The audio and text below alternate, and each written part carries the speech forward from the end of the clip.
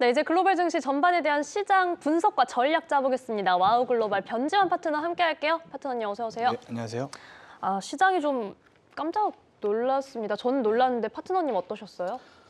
저는 사실 그렇게 놀라진 않았고 아, 그래요? 막 화이팅 하시고 그런 거 화이팅! 같던데 네, 힘내보자고 했는데 그 사실은 계속 올라가는 와중에 네. 이제 음봉이 크게 한 번 맞은 거거든요. 근데 음봉 하나에 그렇게 화이팅하고 할 정도면 내 포트폴리오가 잘못된 게 아닌가 그 생각을 먼저 해야 되는 게 아닌가.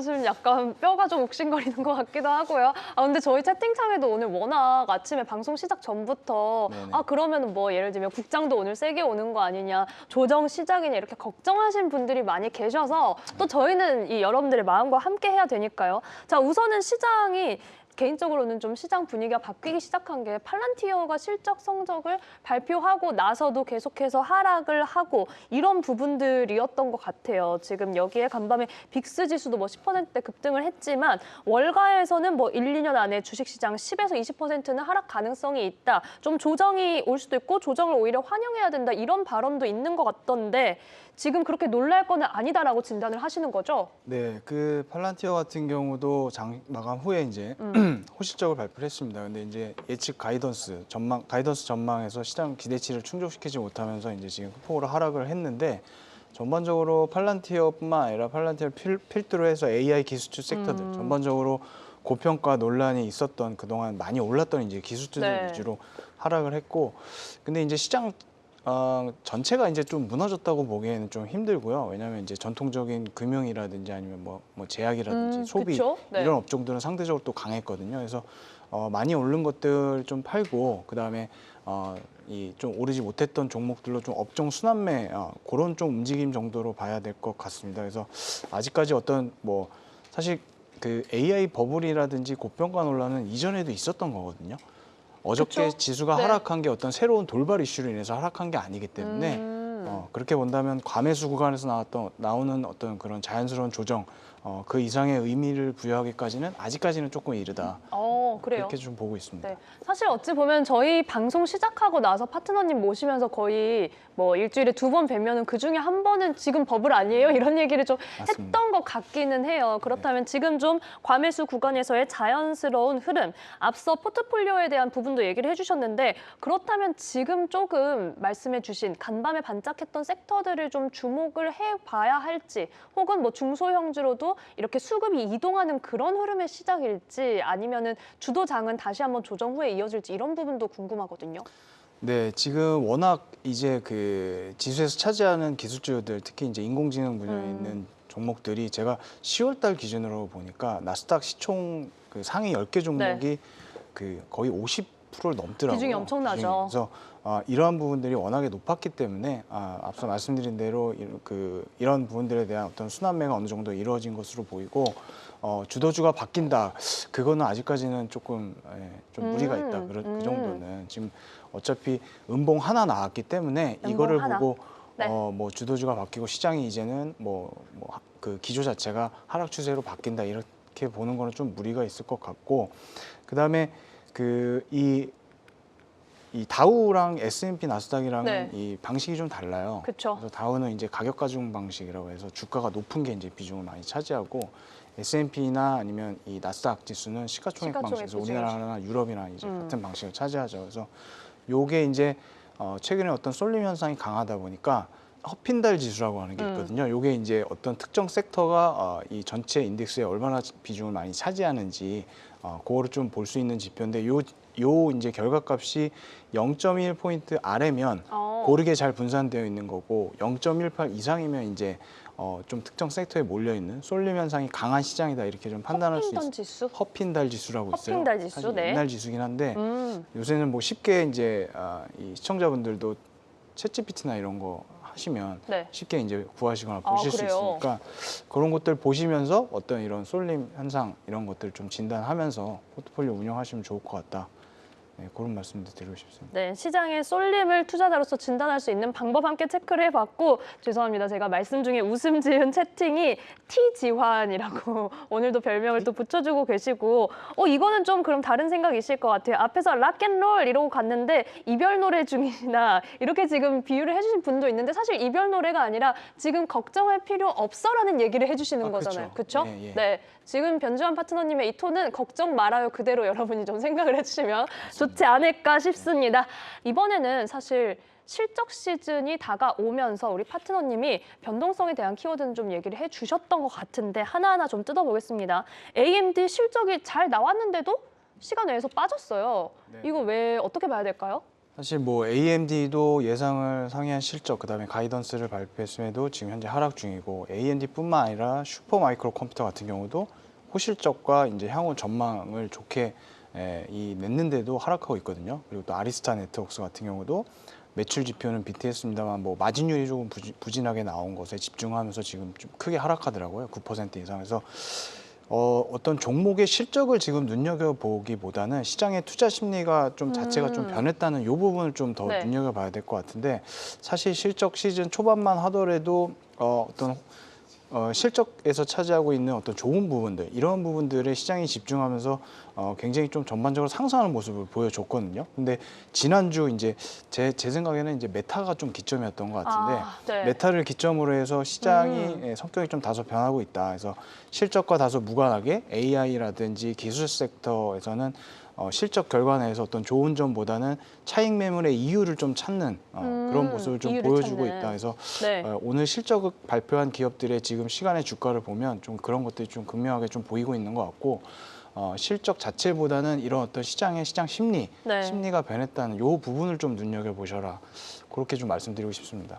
시장의 심리가 변했다. 그렇다면은 지금 아직도 어쨌든 실적 시즌이 남아 있는 상황이잖아요. 이 부분은 계속해서 좀 조심하면서 지켜볼 수밖에 없는 걸까요? 네, 이제 엔비디아를 제외하고 M7 기업들이 실적을 다 마무리했고 시장이 어느 정도 소화를 한 상태고요. 그래서 이번 주 오늘 당장 이제 퀄컴, 뭐 ARM이라든지 그 M7은 아니지만 시장을 좀 주도했었던 이 기술주들이 실적 발표가 예정되어 있습니다. 그래서 앞서 말씀드렸다시피 현재 기술 섹터 관련해서는 고평가 버블 논란이 계속 번지고 있기 때문에 실적 결과를 이 부분이 압도하고 있기 때문에 이런 분위기가 이어지는지 좀 봐야 될 것 같고요.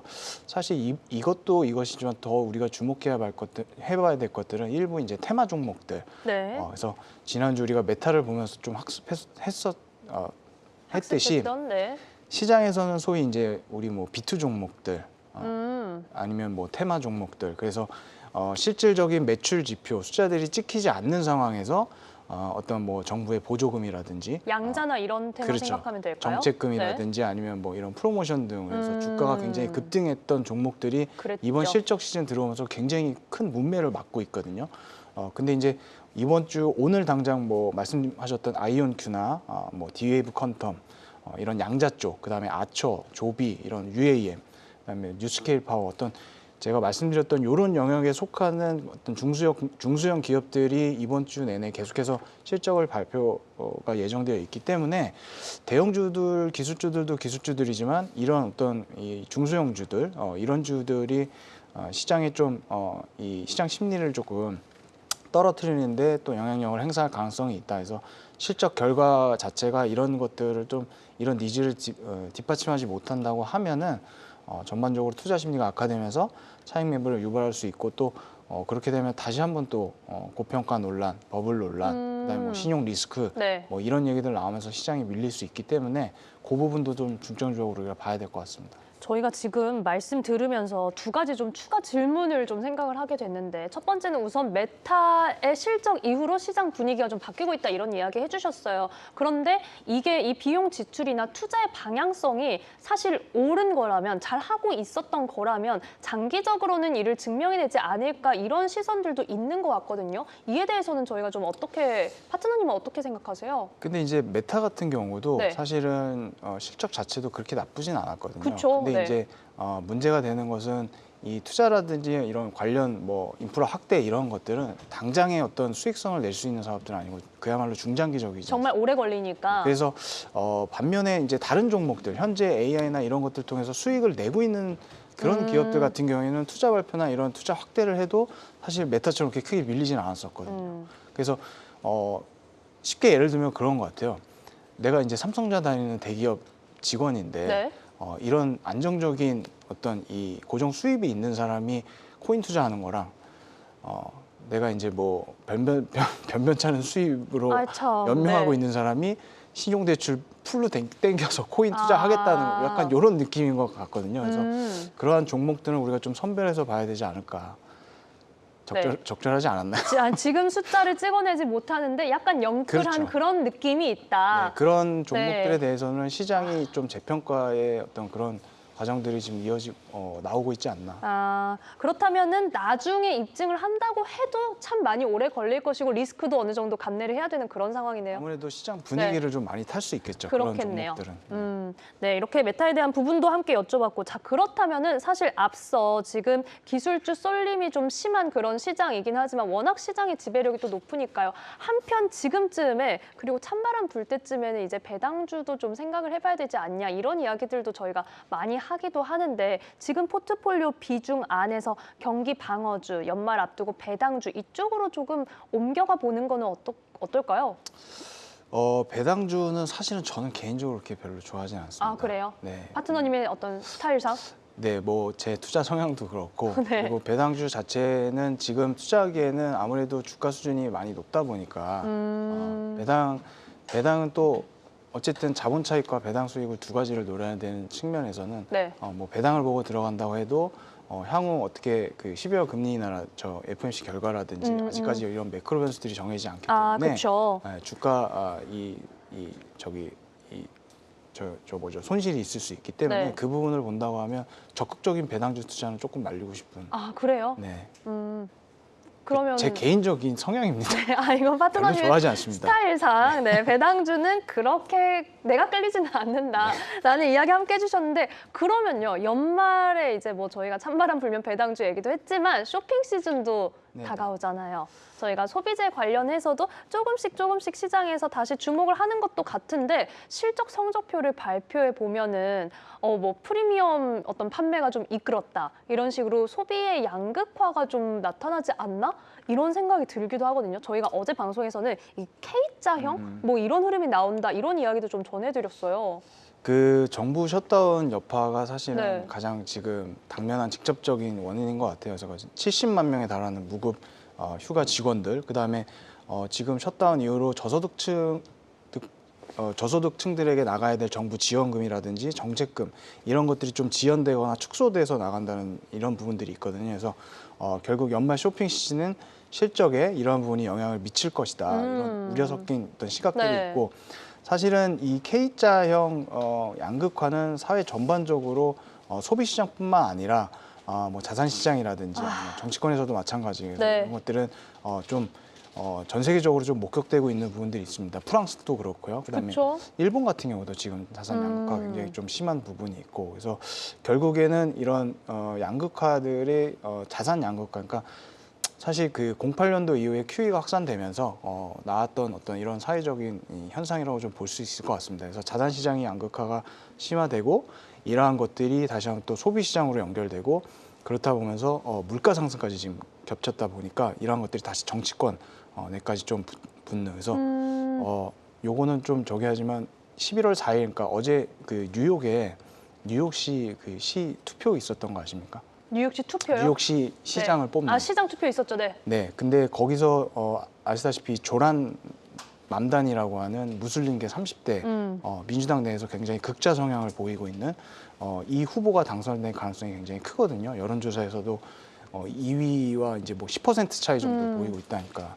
근데 이제 이 조란 맘다니 같은 경우에는 부유세 인상이라든지 뭐 법인세 인상이라든지 공공지출 확대라든지 어떤 기업 입장에서 보면은 어떤 반기업적이고 시장 그다음에 이제 트럼프 행정부와는 굉장히 좀 대립되는 그런 정책 노선을 펼치고 있기 때문에 사실은 어제 팔란티어가 많이 빠진 것도 네. 이런 부분이 굉장히 영향이 크다는 시각들도 있습니다.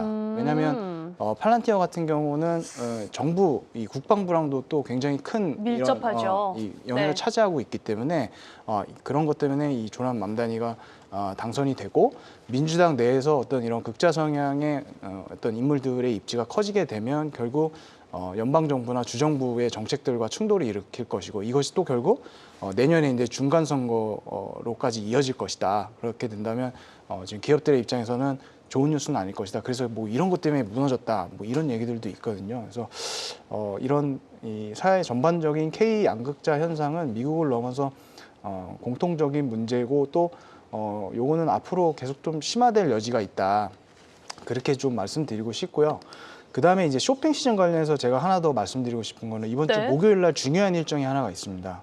미국의 NRF, 그래서 내셔널 리테일 퍼더레이션이라고 해서 미국 소비 연맹이거든요. 여기서 이제 연말 쇼핑 시즌 관련해서 미디어 콜을 진행을 합니다. 그래서 네. 현재 가이던스 자체는 총 지출액 자체는 역사상 최고치를 기록했던 작년보다는 다소 감소한다. 그래서 이 부분에선 관세가 어떤 영향을 미쳤는지, 그다음에 셧다운이 어떻게 영향을 미쳤는지에 대한 코멘트가 나올 가능성이 있고, 질적인 부분을 보면 말씀하신 대로 지금 고소득층의 어떤 지출이 더 클 것으로 보고 있는 거 한 가지와 그다음에 온라인 기기 매출이 큰 폭으로 좀 상승할 것으로 보고 있어요. 그래서 네. 저는 사실 예전에 옷 사고 이럴 때 네. 문정동 막 이런 데 가서 상설 매장 이런 데 가서 샀었는데 그런가요? 네. 요새는 이제 집에서 그쵸. 그냥 앉아서 이렇게. 누워서 옷 그래서 쉽게 사죠. 요 온라인 기기를 통한 매출이 큰 폭으로 오를 것이다. 그다음에 또 하나 우리가 봐야 될 거는 생성형 AI를 통한 사이트 유입량이 거의 뭐 500%, 600% 정도. 예, 그래서 이제는 우리가 네이버에 치는 게 아니고 챗GPT에 맞아요. 이번 여름 뭐 겨울 유행하는 뭐 알려줘 이러면 거기서 이제 사이트 띄워주면 거기서 이제 유입이 된다는 거죠. 이런 것들. 그래서 이런 것들이 나오면 또 관련 종목들 주가 상승 모멘텀으로 작용할 수가 있거든요. 그래서 이러한 부분도 좀 이번 주에 눈여겨 보시면 좋을 것 같다. 네, 그렇게 말씀드리고 싶습니다. 네, 소비 시즌에 지금 저희가 주시할 만한 키워드도 함께 전해주셨고 앞서 좀 어지러운 그런 정치적인 상황에 대해서도 얘기를 해주셨는데 지금 뉴욕을 비롯해서 버지니아와 뉴저지까지 우리 시간으로 정오 이후쯤에 당선자 윤곽이 조금 더 선명해질 것 같습니다. 지금 거의 뭐 맘다니가 유력한 상황으로 평가를 받고 있는 것 같아요. 저희가 앞서 이제 그런 소비 양극화 이야기를 하면서 프랑스 그리고 일본에 대한 상황도 잠시 좀 짚어주셨고요. 엔달러도 지금 주시할 수밖에 없는 그런 상황인 것 같아요. 엔화 약세 지금 일본 정부에서 구두 개입 코멘트도 좀 나왔던 상황이고 시장에서는 그래도 단기적인 상방 한 155엔선 혹은 160엔선에 대한 이야기도 좀 거론이 되는 것 같아요. 160엔까지 가게 되면 사실 사고고요. 너무 큰일이죠? 네, 그래서 다카이치 사나이 취임 이후에 그리고 그 뒤에 있었던 지난주에 있었던 BOJ 금리 결정, 그다음에 우에다 총리의 금리 인상에 대한 좀 신중한 입장 이런 것들을 표하면서 엔화가 이제 국제 시장에서 하락세를 지속한 데에 따른 어떤 그런 구두 개입 조치라고 좀 판단할 수가 있을 것 같습니다. 그래서 네. 일부 시장에서 말씀하신 것처럼 뭐 160엔까지 가지 않겠느냐 이런데 사실 쉽지 않을 걸로 보이고요. 일단 당장의 어떤 구두 개입만으로는 어떤 엔화 약세의 큰 흐름 자체는 막지는 못하겠습니다만 155엔을 좀 넘어가게 된다면 실제로 시장 개입이 들어올 가능성이 굉장히 크다. 네. 그리고 또 지난 8월 엔캐리 사태 이후에 BOJ에서는 급작스러운 어떤 환율 변동성을 네. 좀 최우선으로 경계하고 있기 때문에 그 전에 미리 이제 조금 이제 계속 시장에 좀 경고를 주는 거죠. 당장의 금리를 바로 인상하거나 이렇게 되면 또 충격이 있을 수 있기 때문에. 그렇죠. 그래서 어떤 이런 투기 세력들에 대한 견제 정도로 좀 판단을 하고 있고 155엔을 넘어가게 된다면 그 뒤에는 실제적인 시장 개입이 있을 수 있다. 그래서 지난번에도 말씀드렸다시피 자국 내 어떤 자산 양극화 문제, 물가 상승에 대한 문제들 그리고 또 베센트의 최근에 어떤 이 금리 인상에 대한 압박 멘트 그리고 연준이 아직 12월 FOMC에서 금리 인하할지는 불확실하긴 합니다만 사실은 제 개인적으로는 할 거라고 보여지거든요. 그래요. 그래서 내년까지 해서 금리 인하 사이클이 들어가게 된다면 그러면 또 엔화는 또 계속해서 또 약달러로 가는 게 왜냐하면 반대편에 있는 달러 인덱스에서 이제 두 번째 비중을 차지하고 있는 그쵸. 통화다 보니까 네. 이 달러 자체가 트럼프 행정부에서 계속해서 약세 기조로 끌고 간다고 한다면 엔화는 뭐 160엔대까지 가는 그런 것은 좀 쉽지 않을 걸로 보인다. 그래서 과도한 어떤 하락 베팅보다는 150엔 정도를 마지노선으로 해서 좀 안정적인 과정을 예상하시고 거기에 맞는 투자 판단을 하시면 좋을 것 같다. 그렇게 말씀드리고 싶습니다. 네, 알겠습니다. 자, 그렇다면 이제 지금 뭐 아시아 증시도 크게 내리면서 반응을 하고 있는데 과연 오늘 미 증시가 어떤 흐름을 이어갈지 당분간 이런 부분이 이어질지 이 부분도 궁금하거든요. 시장 전략 관전 포인트 어떻게 가져갈까요? 네, 그 금요일 날 있었던 고용 지표가 또 유예가 됐기 때문에 오늘 있을 ADP 민간 고용에 좀 시장을 주목을 많이 할 걸로 보여요. 지금 네. 7만 정도 예상하고 있는데 그래서 이러한 부분들. 그다음에 최근에 트럼프 행정부가 이제 셧다운 최장기로 갱신을 했죠. 그래서 좀 기조가 많이 바뀌었습니다.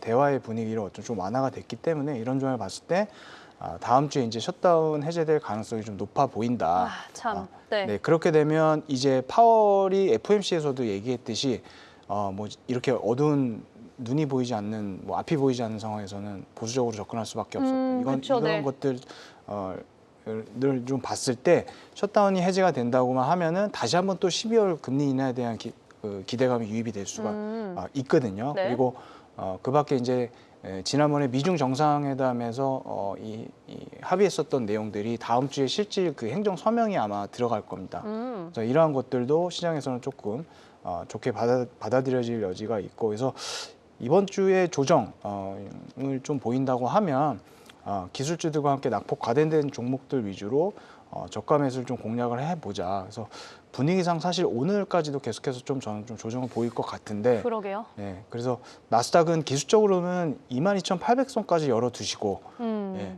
또 깜짝 놀라는 분들이 계실 수 있는데 충분히 거기까지 내려왔다 가더라도 전혀 상승 추세의 어떤 뭐 그런 지장은 훼손하는 없다. 것은 네. 아니기 때문에 22,800이요. 네네. 22,800선까지 열어두시고 이 장중에 낙폭가 과대기 되거나 이번 주에 좀 낙폭이 심해지면 분할 매수로 접근해서 다음 주에 어떤 좀 예상해볼 수 있는 이런 호재들을 기다려보는 그런 전략으로 이번 주를 좀 네. 가져가시면 좋을 것 같다. 셧다운이 해제되면 이 몰아서 데이터가 나오나요? 밀렸던 데이터가? 몰아서 나오진 않고 이제 계속해서 이제 나오죠. 일정 스케줄대로. 네네네. 네, 알겠습니다. 지금 나스닥 선물에서는 조금 빠지는 소폭의 내림세가 좀 나타나고 있는 상황인데 이런 부분이 이어진다면 저가 매수의 기회로 삼자 저희는 이 부분 시장 전략으로 좀 체크를 해보겠습니다. 나스닥 선물 0.36% 내림세 보여주고 있네요. 자, 저희 파트너님과 함께 시장 공부하려면 어디로 가야 할까요? 저희 와우 글로벌에서 제가 지금 운영을 하고 있습니다. 실제 포트폴리오. 근데 계속해서 공개해주고 계신 거죠, 포트폴리오? 그냥 뭐 24시간 아, 365일 그래요? 공개고요. 와, 네, 그리고 저는 사실 기술주가 없었습니다. 어? 그리고 천연가스로 수익이 많이 났고요. 아 그래요? 네. 오늘 그 얘기를 좀 많이 여쭤볼 걸 네, 그랬어요. 그래서 이제 네. 일반적인 참. 종목 대응보다는 네. 저는 이제 뭐 이런 다른 자산 배분 이런 아. 것들을 많이 하기 때문에 네. 예, 시장이 하락하면 오히려 좋습니다. 지금 보내드려야 되는데 제일 중요한 얘기를 해주셔서 저희 금요일에 또 출연하시죠? 네네네. 네, 그때 또 네, 한번 그러니까 같이. 뭐 골드도 하고요. 네. 통화도 하고 채권도 아. 하고 참 오늘 궁금한 게 많은데. 이런 식으로 많이 네. 하니까 관심 많이 가져주시면 것 것 같습니다. 네, 저희가 포트폴리오 전략에 대해서 금요일에 더 여쭤보도록 하겠고 이 부분 좀 더 빠르게 발빠르게 확인하고 싶으신 분들께서는 02-3490-5049로 전화 주시면 변재한 파트너의 오픈된 포트폴리오도 함께 하시고요. 시장 공부도 하실 수가 있으니까요. 참고 부탁드립니다. 자, 여기서 와우 글로벌 변재한 파트너 보내드릴게요. 오늘 고생하셨습니다. 네, 수고하셨습니다.